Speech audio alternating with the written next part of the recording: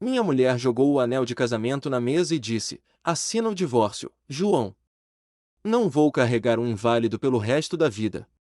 Eu salvei a vida dela, mas ela me abandonou. O que ela não sabia era que o homem que ela chamou de morto estava prestes a virar o jogo de uma forma que a faria se arrepender para sempre. Meu nome é João Mendes, 32 anos, mecânico de carros de luxo em Lisboa. Minha vida era simples, mas feliz. Minha esposa, Ana, era o meu mundo. Casamos jovens, cheios de sonhos, dividindo um apartamento pequeno no bairro do Chiado. Eu trabalhava até tarde para pagar as contas, e ela, secretária em uma grande imobiliária, sempre falava de subir na vida. Eu acreditava que estávamos juntos nisso. Até aquela noite.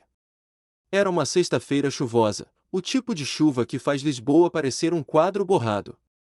Estávamos voltando de um jantar com amigos em Cascais. Ana ria no banco do passageiro, mexendo no celular, enquanto eu dirigia com cuidado pela estrada escorregadia. Cuidado, João, tá perigoso, ela disse, sem tirar os olhos da tela. Eu sorri. Fica tranquila, eu te levo para casa. De repente, faróis cegaram meus olhos. Um caminhão na contramão, desgovernado. Não pensei duas vezes. Girei o volante com força, jogando o carro para proteger o lado dela. O impacto foi ensurdecedor. Metal contra metal, vidro estilhaçando, e então, escuridão. Acordei com sirenes ao fundo. Minha cabeça latejava, e Ana gritava meu nome, viva, mas em pânico. Tentei mexer as pernas. Nada. A dor era um vazio que engolia tudo. Ainda assim, consegui sussurrar: você tá bem? Ela sentiu, chorando. Valeu a pena, então, murmurei, antes de desmaiar. No hospital, o diagnóstico caiu como uma sentença: lesão medular. Talvez você volte a andar, João, mas não será rápido. Talvez nunca, disse o médico. Ana ficou ao meu lado nos primeiros dias, segurando minha mão, prometendo que ficaríamos bem. Mas seus olhos, eles mudavam. O brilho que eu amava estava sumindo. Eu lutava na fisioterapia, forçando cada músculo, acreditando que podia voltar a ser o homem que ela conheceu. Cada carro tem conserto, Ana. Meu corpo também, eu dizia, tentando arrancar um sorriso. Mas ela só balançava a cabeça, distante. As visitas foram ficando raras.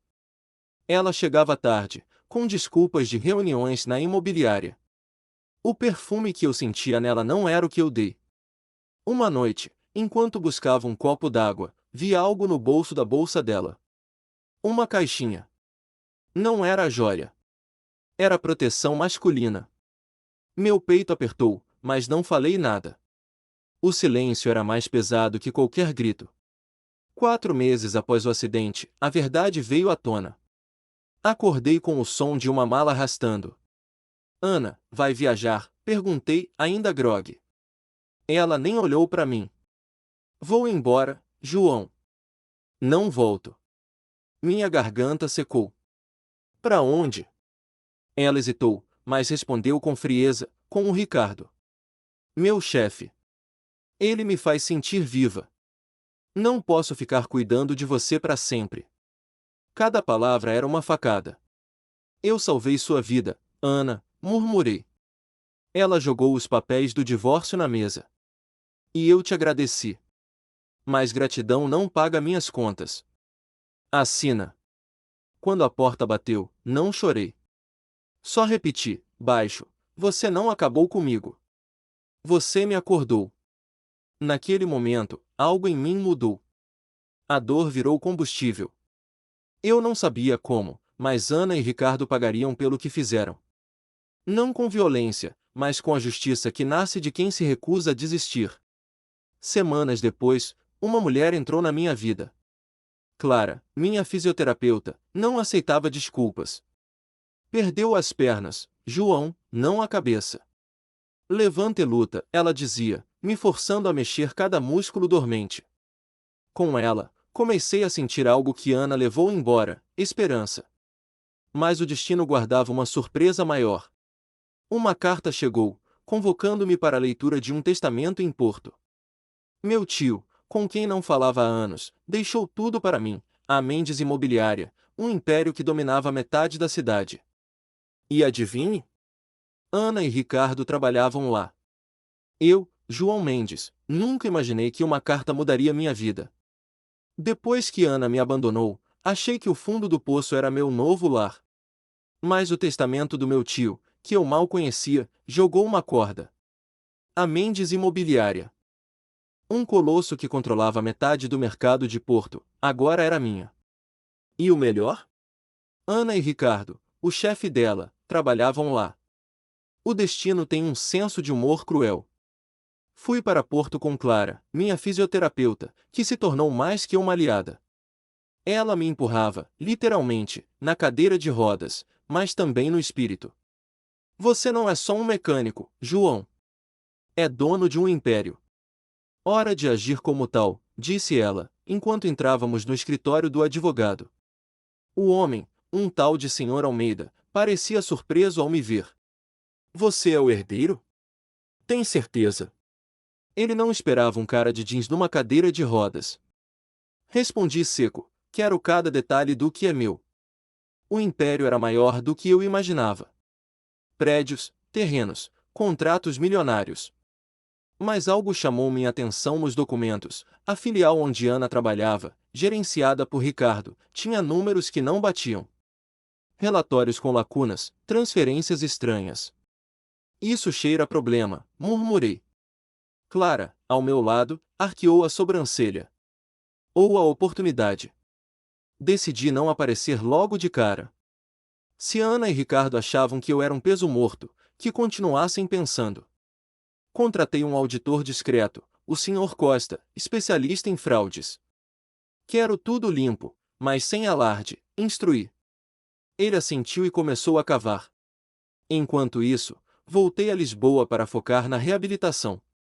Cada sessão com Clara era uma batalha. Minhas pernas ainda não respondiam, mas minha mente estava afiada. Eu não queria só justiça, queria que eles sentissem o peso das próprias escolhas. Semanas depois, Costa me ligou. João, é pior do que pensávamos. Ricardo desviou milhões. Assinaturas falsas, contas fantasmas, até lavagem de dinheiro. E Ana, ela assinou documentos como testemunha. Meu coração disparou. Ana não era só uma traidora, era cúmplice. Tem provas? Perguntei. Sólidas como aço, respondeu ele. Pedi que preparasse um relatório completo. Era hora de planejar o próximo passo.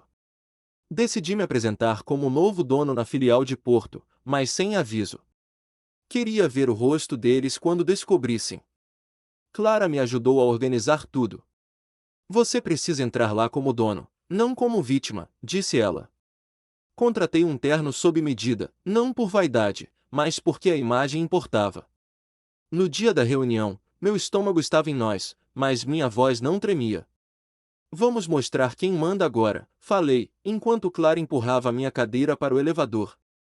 O prédio da Mendes Imobiliária em Porto era imponente, mas eu não estava ali para admirar. A sala de reuniões estava cheia, executivos, gerentes, e lá estavam eles, Ana e Ricardo, rindo no canto como se o mundo fosse deles. Quando entrei, o silêncio caiu como uma pedra. Ricardo franziu a testa, confuso. Ana ficou branca como papel ao bom dia, comecei, com um tom que cortava. Sou João Mendes, o novo proprietário. E temos muito a discutir. Ricardo tentou falar, mas levantei a mão. Senhor Almeida, apresente o relatório. Costa entrou com uma pasta grossa. Irregularidades financeiras graves foram encontradas. Desvio de fundos, fraudes, assinaturas forjadas. Olhei direto para Ricardo. Algo a dizer. Ele gaguejou, mas não tinha saída. As provas eram esmagadoras. Ana, ao lado, parecia encolher na cadeira, os olhos fixos no chão. Naquela noite, Clara e eu brindamos com café. Primeiro golpe dado, ela disse. Mas ainda não acabou. Ela tinha razão. Ana ainda não sabia o que a esperava. E eu? Eu só queria que ela visse o homem que ela descartou agora no comando.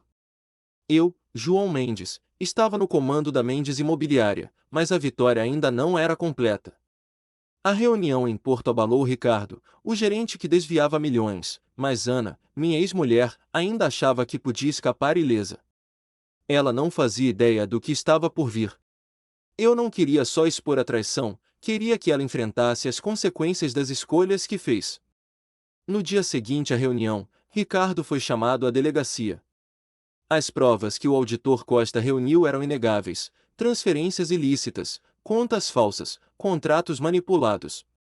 Ele tentou se defender, jogando a culpa em subordinados, mas os documentos tinham sua assinatura.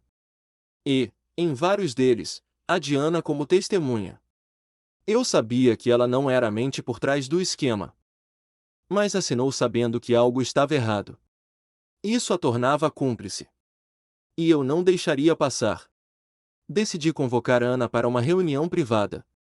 Não por piedade, mas porque queria ouvir o que ela tinha a dizer antes do próximo passo. Clara, minha fisioterapeuta e agora confidente, discordou. Ela não merece sua atenção, João. Vai te manipular de novo. Balancei a cabeça. Não é por ela, Clara. É por mim. Preciso fechar esse capítulo. Ela suspirou, mas me apoiou. Marquei o encontro no escritório principal da empresa, no último andar. Ana chegou pontualmente, algo raro nos últimos meses do nosso casamento. Quando entrou, tentou manter a compostura, mas suas mãos tremiam. João, eu não sabia de nada, começou, sem me deixar falar. Ricardo me disse que os papéis eram rotina.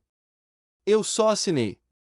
Sua voz era um misto de desespero e encenação. Eu conhecia aquele tom. Assinou sem ler, perguntei, mantendo a voz firme. Você, que sempre se gabou de ser detalhista. Ela hesitou, os olhos procurando uma saída. Eu confiava nele. Levantei a mão, cortando-a. Você confiava em quem te fazia sentir viva. Mas e eu, Ana? O homem que girou o volante para te salvar. O silêncio dela foi mais alto que qualquer resposta. Mostrei os documentos. Estas assinaturas são suas. Fraude, Ana. Você sabia que algo estava errado e escolheu ignorar. Ela começou a chorar, mas não me comovi.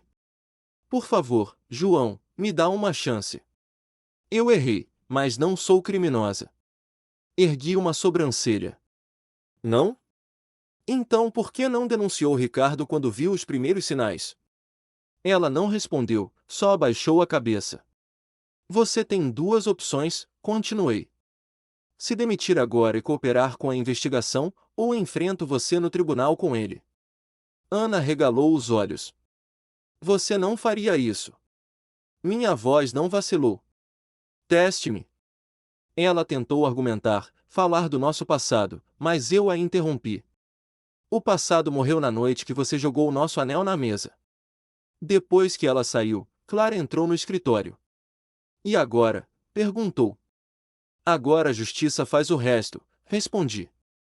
Mas a verdade é que algo ainda pesava em mim. Ana não era só uma traidora, era alguém que eu amei. E isso tornava tudo mais difícil. Dias depois, Ana entregou a demissão. Ouvi dizer que tentou falar com Ricardo, mas ele já estava preso, enfrentando acusações que o manteriam atrás das grades por anos. A Mendes Imobiliária começou a se recuperar, com novos gerentes e processos transparentes. Eu continuava na fisioterapia, sentindo pequenos sinais de movimento nas pernas. Clara dizia que era progresso, mas eu sabia que a maior mudança estava na minha cabeça. Eu não era mais o João que implorava por amor. Era o João que decidia o próprio futuro. Mas algo inesperado aconteceu. Um funcionário antigo me procurou com uma informação: Ana estava tentando vender segredos da empresa para um concorrente. Ela não havia aprendido nada. Era hora de dar o próximo passo. Eu, João Mendes, estava reconstruindo minha vida e a Mendes Imobiliária, mas Ana não parava de cavar a própria cova. Depois de se demitir, achei que ela sumiria, talvez refletisse sobre suas escolhas. Mas um funcionário leal, o Sr. Lopes, trouxe uma bomba: Ana estava tentando vender informações confidenciais da empresa para uma concorrente em Lisboa. Contratos, listas de clientes, estratégias, tudo que pudesse valer dinheiro. Ela não tinha aprendido nada. João, o que você vai fazer? Perguntou Clara, minha fisioterapeuta e agora minha maior apoiadora. Estávamos no meu apartamento em Lisboa, revisando relatórios da empresa. Ela já perdeu tudo.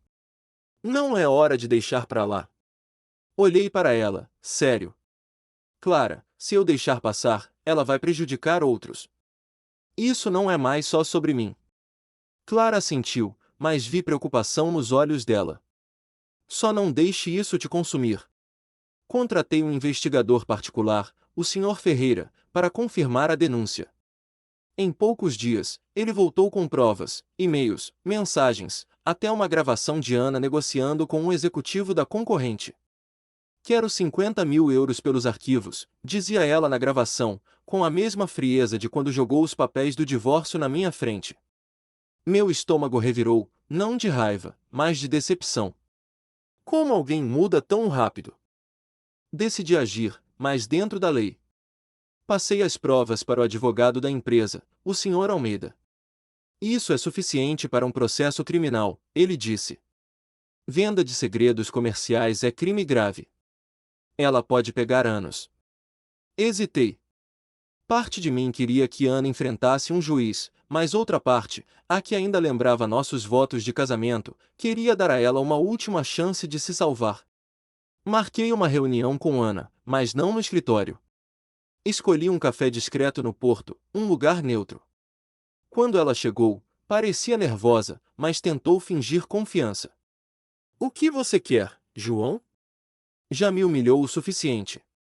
Sentei reto na cadeira de rodas, as provas na minha mão. Você tentou vender segredos da minha empresa, Ana. Tenho tudo documentado. Ela ficou pálida. Isso é mentira. Quem te disse isso?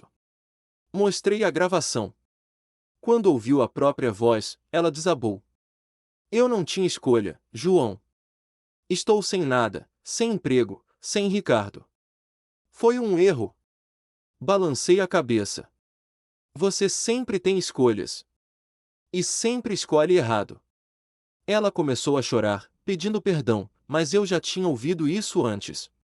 Você tem 24 horas para se entregar à polícia e cooperar. Se não, eu entrego as provas.